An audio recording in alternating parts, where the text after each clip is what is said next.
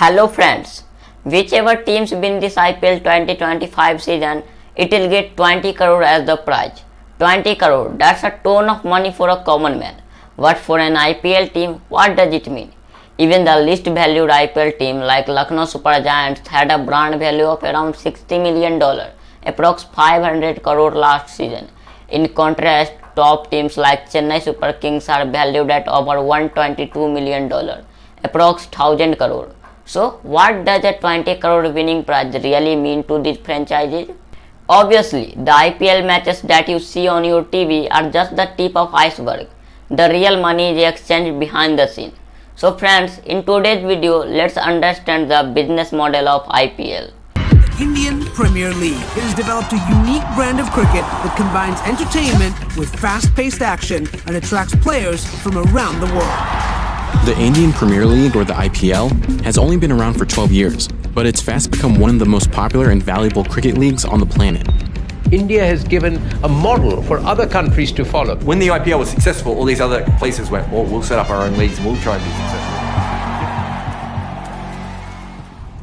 Indian Premier League, it has developed a unique brand of cricket that combines entertainment with fast-paced action and attracts players from around the world. The Indian Premier League has only been around for 17 years, but it's fast becoming one of the most popular and valuable cricket leagues on the planet. India has given a model for other countries to follow. When the IPL is successful, all these other places will set up their leagues. I'm not sure if you remember this friends, but about 1 year before IPL began, ICL was established. Not IPL, but the ICL, the Indian Cricket League. It was special because it was started by a private company, Zee Entertainment Enterprises, the company that runs TV channels like Zee TV, Zee News, etc. The concept of ICL was similar to IPL. Teams from different cities, players being auctioned, franchisee buying them, and then competing against each other. But neither our cricketing board BCCI nor the International Cricketing Board ICC recognized the ICL. Both organizations were displeased to see the large number of cricketers playing in the ICL. To prevent their players from joining the ICL, the BCCI increased their salaries for domestic tournaments and declared that any cricketer playing in the ICL would face a lifetime ban from BCCI tournaments. BCCI did not want a cricket league that it could not control. Later, in September 2007, the BCCI announced a similar league, the Indian Premier League. The vice president of BCCI at that time was Lalit Modi, and the tournament was organized under his supervision. He claimed that the IPL was not inspired by the ICL and that they had been developing this idea for a long time. Earlier, this idea was quite popular in football and basketball, the English Premier League for football and the NBA in the USA for basketball. The first season of IPL was played in April 2008. Due to the restriction on ICL players, ICL shut down after 2009. This is important because understanding BCCI's control over cricket is the key to understanding the IPL business model. BCCI is the governing body of IPL. If a tournament like the ICL had become popular, Zee Entertainment Enterprises would have been its governing body. One common misconception is that BCCI is a government agency, but that's not true.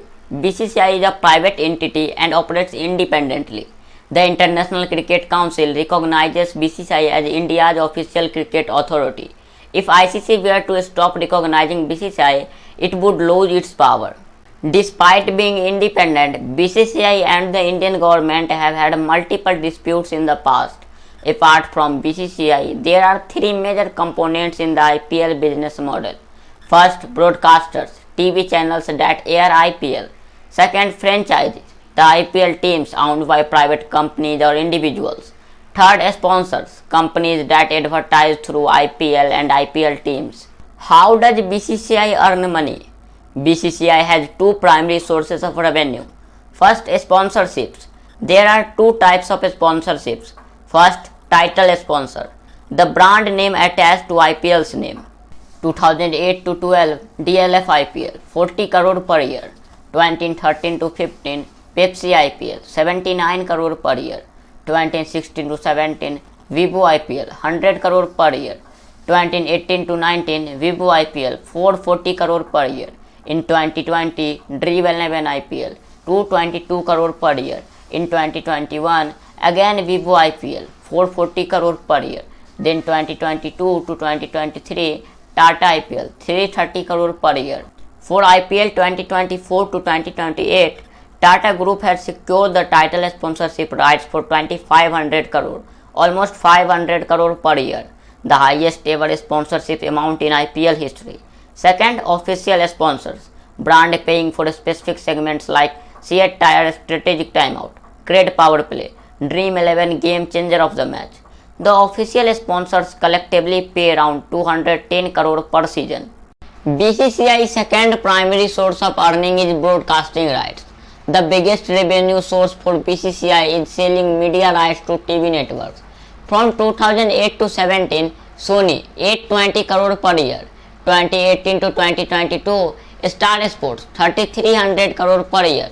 2023 to 2027, Viacom 18 and Star Sports 9670 crore per year. Half of this revenue goes to BCCI and the other half is distributed among the teams. How do IPL teams earn money? Each IPL team has multiple revenue streams, making them highly profitable even if they didn't win the trophy. Here is a detailed breakdown. First, revenue share from BCCI. Every 5 years, BCCI sells broadcasting rights to media companies like Star Sports, Viacom 18, Sony, etc. for hundreds of billions of rupees. Half of this revenue is distributed among all IPL teams as a fixed payout, regardless of their performance. Example, in 2023, BCCI sold IPL's broadcast rights for 48,390 crore for 5 seasons. So every team got a significant share from this. Even if a team plays poorly or finishes last, they still get money from this revenue stream. Second, sponsorship deals. IPL teams sign huge sponsorship deals with brands that want visibility. Brands pay to have their logos placed on team jersey, helmets, pants, and even practice kits. Different areas of the jersey have different prices. For example, front of the jersey, main sponsor, almost 50 to 100 crore per season. Back of the jersey, 30 to 50 crore per season. Sleeves and caps, 10 to 30 crore per season. Teams also have official partners like hotel partners, airline partners, nutrition partners, etc. Example, in IPL 2023, Mumbai Indians main sponsor was Slice and they paid around 90 crore per season. And Chennai Super Kings had TVS Eurogrip as their main sponsor, paying 80 crore per season. Third, ticket sales and stadium revenue. Each team gets a percentage of ticket sales from the matches played in their home stadium. Stadiums have different seating categories and ticket price range from 500 to 50,000. If a team has loyal fan base, they earn more from stadium ticket sales. Example, in IPL 2023, teams earn 30 to 50 crore per season from ticket sales. Teams with large fan following like CSK, MI, RCB and KKR earns much more from ticket sales than newer teams. Fourth, merchandise sales. Teams sell official jerseys, caps, mugs, bags and other merchandise to fans. These are sold online on team website, Amazon, Flipkart and in stadium shops during matches. Example, a single CSK jersey costs around 2000 rupees and if 1 million fans buy it, that's make 200 crore rupees revenue. Teams with strong branding and fan loyalty make a lot from merchandise sales. Fifth, prize money. The IPL winner gets 20 crore rupees and the runner-up gets 12.5 crore rupees. Teams reaching playoffs also earn extra money from BCCI. Prize money is a bonus but not the primary income source. Even if a team doesn't win, they still earn from other revenue streams. Sixth, player trading and transfers. Teams can sell or trade players during the IPL auction and the mid-season transfer window. If a player is in demand, teams can sell him for huge profits. The IPL is not just a cricket league, it's a business empire worth billions of rupees. Even if you don't watch IPL, you'll still see IPL ads everywhere, from TV to social media, billboards and brand campaigns. In the end, IPL is a game of money, power, and entertainment. What do you think? Should cricket be just a sport, or is it okay to be a business too? Comment below.